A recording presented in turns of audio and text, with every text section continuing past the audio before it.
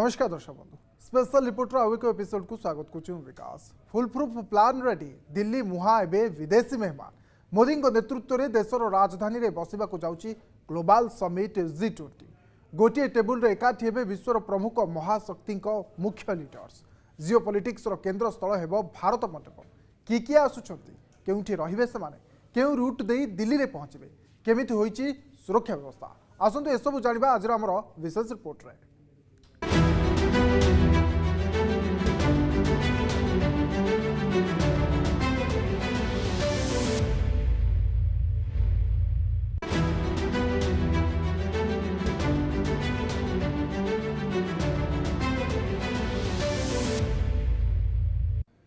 दर्शक बंधु commando air force raw एवं दिल्ली पुलिस विशाल नेटवर्क जाल हो सारी प्रस्तुत सिक्यूरीटी एमती व्यवस्था केउठी भी हुए तो आपड़ देखि नथिबे कहीं आगामी एक सप्ताह पर दिल्ली में बसिबो दुनियार महाशक्ति महामंच अर्थात G20 बैठक देशर राजधानी दिल्ली और एनसीआर एवं सुरक्षाकर्मी छाउनी रे परिणत हो जाइछि।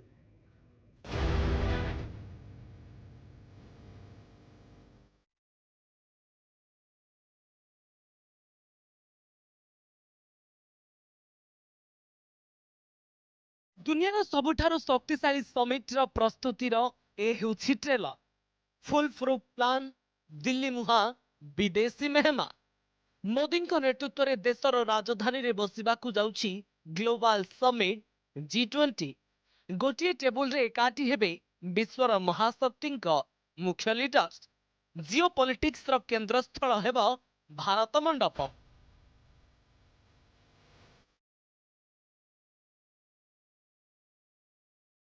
किए आसुछंती केउंठी रहिबे सेमाने केउ रूट दे दिल्ली रे पहुंचबे केमिति होइछि सुरक्षा व्यवस्था एसबुर मेगा प्लान होई सारिछि प्रस्तुत कमांडो एयरफोर्स रॉ और दिल्ली पुलिस विशाल नेटवर्क जाल भी प्रस्तुत सिक्यूरीटी एमिति व्यवस्था केउठी भी देखि नथिबे कहीं ना आगामी एक सप्ताह पर दिल्ली रे बसिबो दुनियार महाशक्ति महामंच अर्थात G20 बैठक।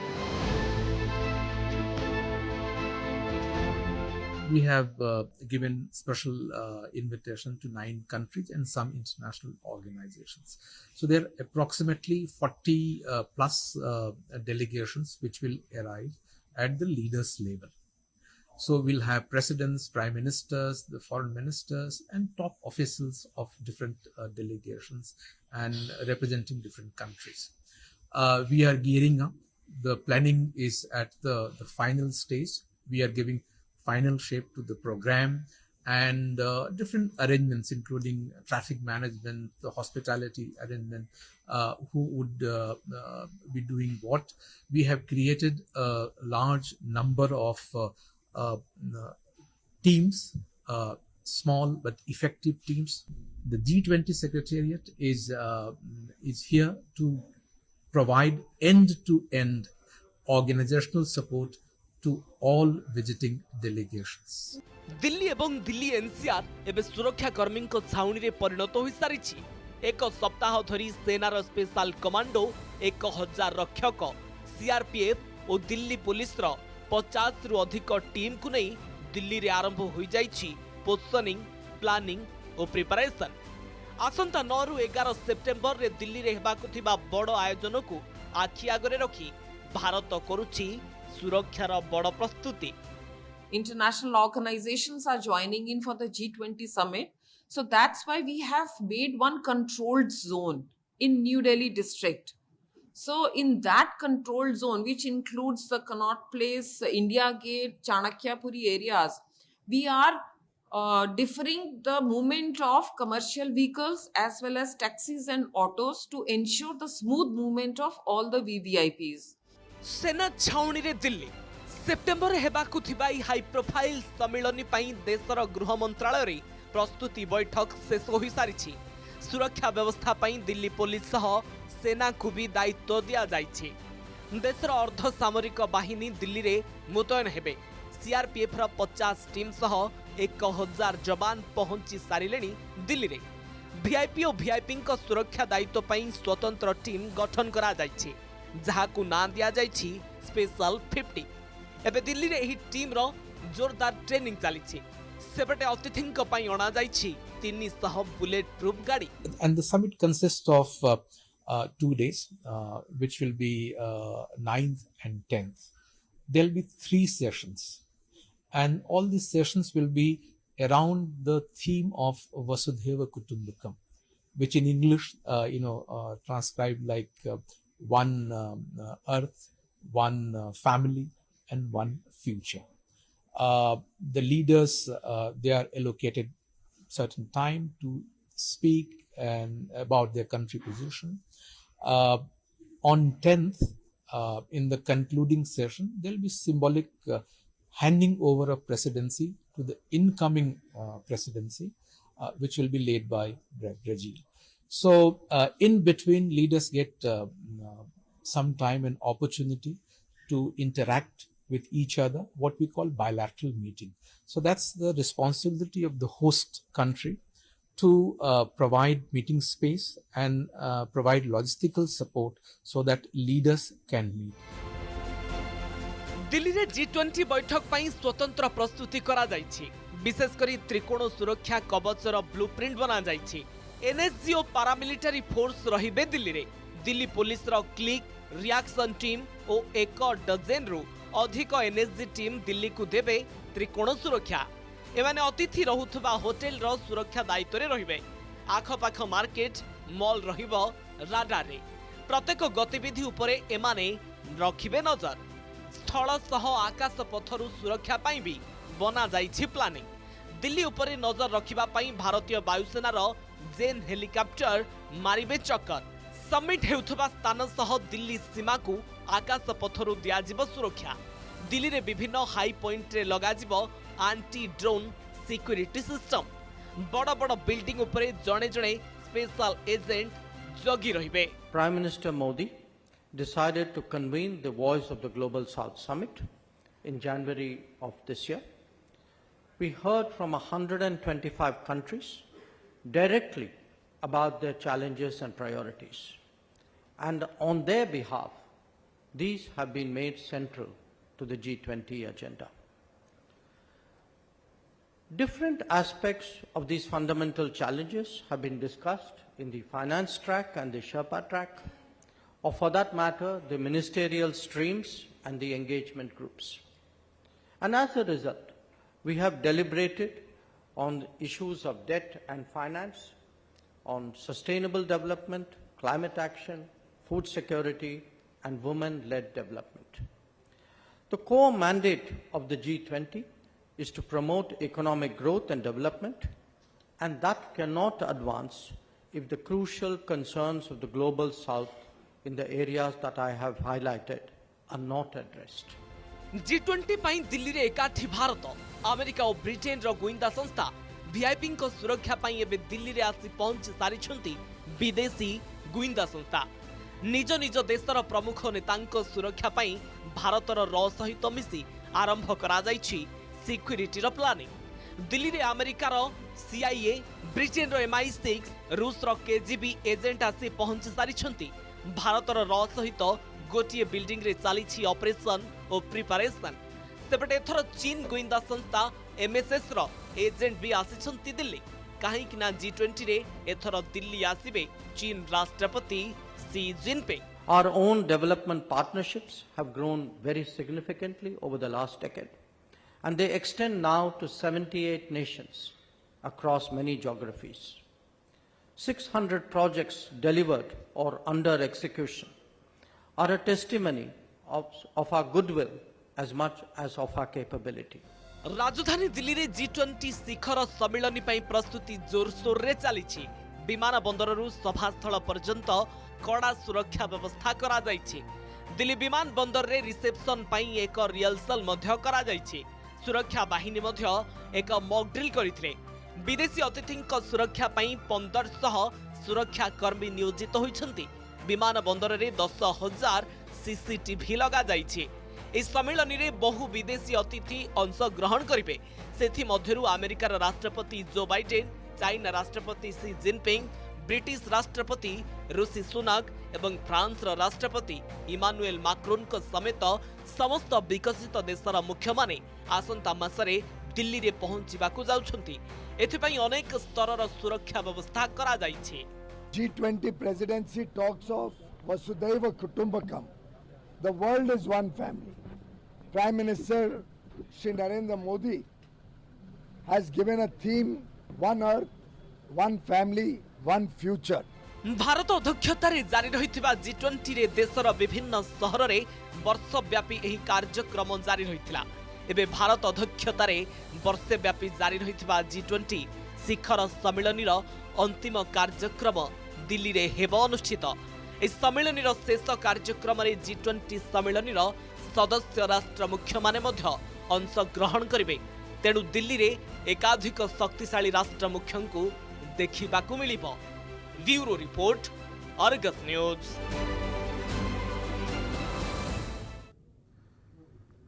तो दर्शक बंधु आ मात्र कई दिन पर दिल्ली में होगा जाऊँगी विश्वर नेता मानकर बड़ मेली G20 रमंचर फिटब कि नुआ विश्व शक्तिर समीकरण जाना कि ना एक छोट विरति।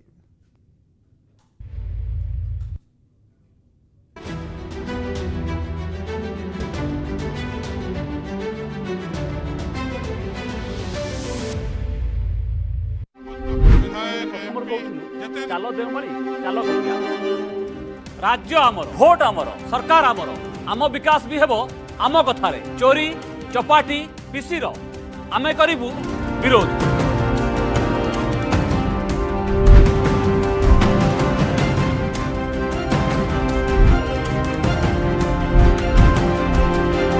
आपण करिबे निष्पत्ति महापंचायत रविवार राति 8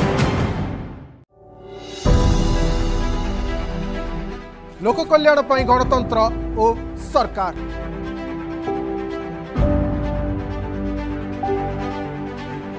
माଳ माଳ योजना योजनार लाभ मिलुची तो सर्वसाधारण क्यों योजनार स्थिति कौन पास फेल एवरेज ना एक्सीलेंट आपण करिवे आकलन देखंतु लोक कल्याण रविवार राति 10:30 रे।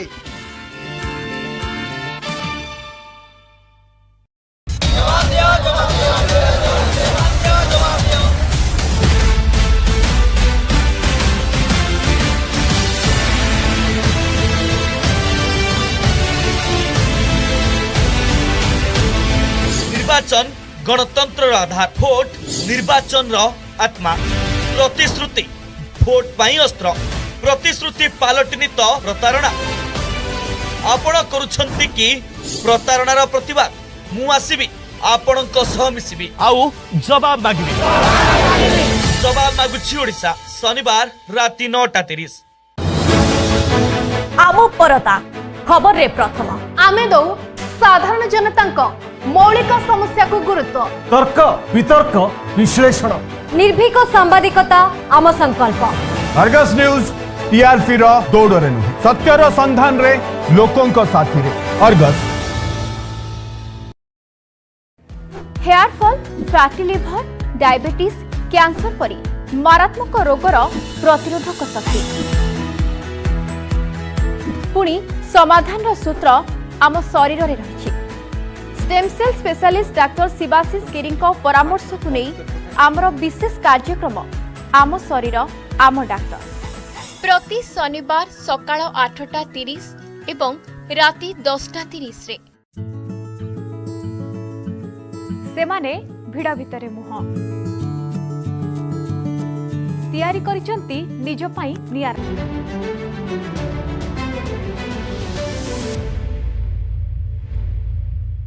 विरोधी पर दर्शक बंधु स्पेशल रिपोर्ट को पुणी थे स्वागत। दर्शक बंधु आ मात्र कई दिन अपेक्षा दिल्ली में होगा जाऊँगी विश्वर बड़ बड़ नेता बड़ मेली G20 मंचर फिटब कि नुआ विश्व शक्तिर समीकरण कारण दीर्घ 1 वर्ष धरी भारत जो संकल्प नहीं होगा जाऊँगी पूरण विश्व मंचर बढ़ुची भारतर दबदबा एवं ग्लोबल साउथर नेतृत्व भी भारत हाथ में। History is on our side. I can tell you. UN will change. The people, the countries, the people, the forces who are blocking it will keep trying. but eventually it will happen.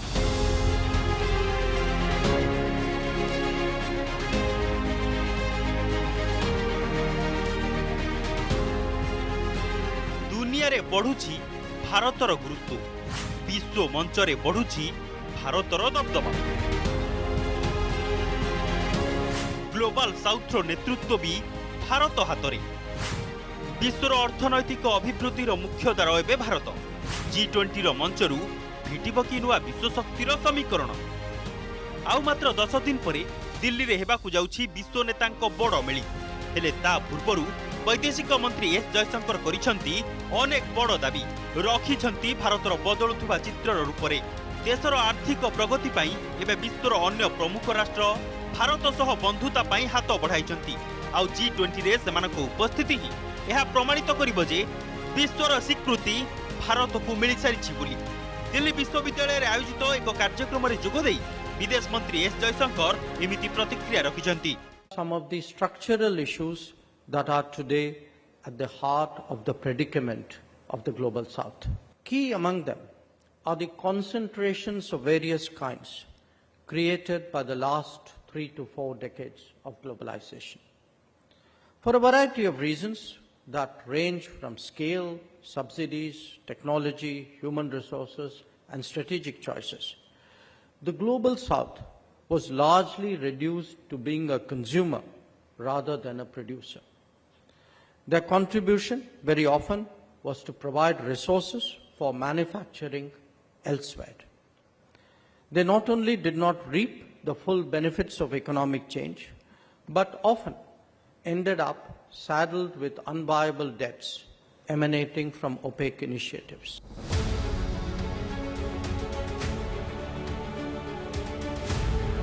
दीर्घ 1 वर्ष धरी भारत जो संकल्प नहीं ताहा एबे पूर्ण हेबाकु जाउछि।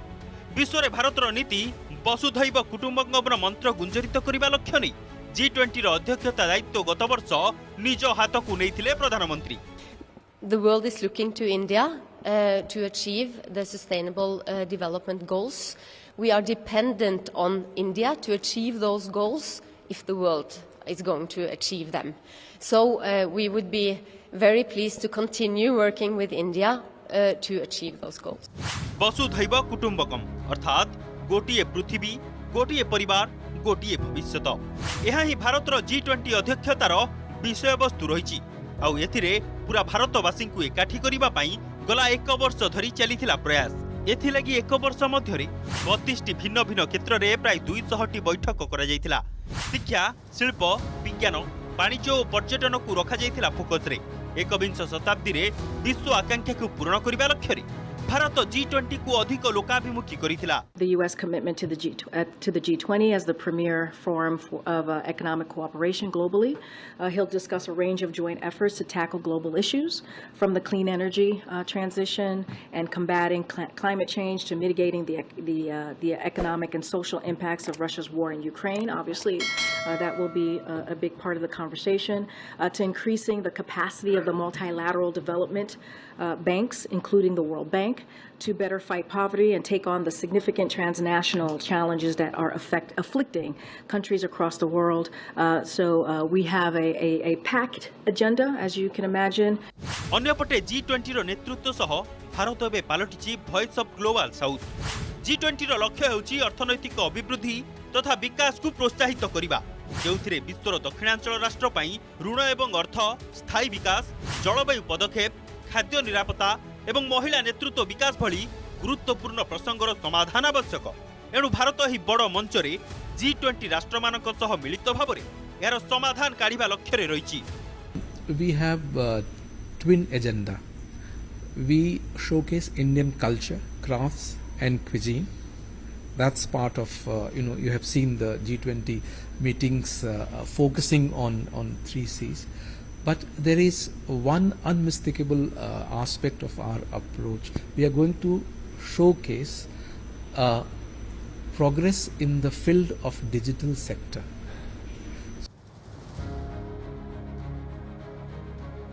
सफल आयोजनर लाभ सीधा सड़क मिलिबाकू जाउछि Bharat.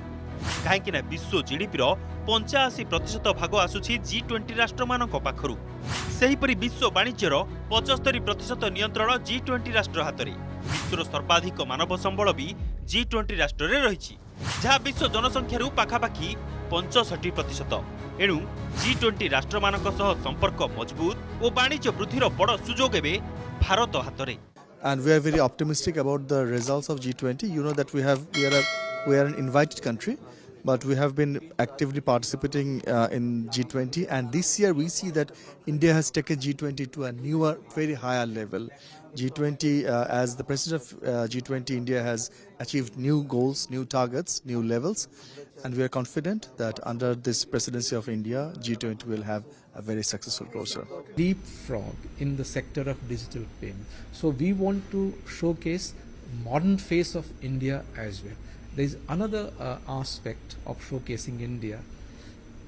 Not many people know that the democratic roots or the democracy as a concept, as a participatory governance, the roots are here. And thousands of years back, there were concept of Sabha and Samiti. So democracy has not come from outside. It has evolved over a period of time in Indian soil. एबे अपेक्षा आसंता मासकु September 7 तारिख रु 10 तारिख पर्यंत दिल्ली रे चलिबो G20 बैठक। एथिरे शामिल हेबे दुनियार पावरफुल लीडर्स। प्रधानमंत्री मोदी नेबे सम्मिलनीर नेतृत्व। G20 रु विश्वकु वसुधैव कुटुंबकम वार्ता देव भारत।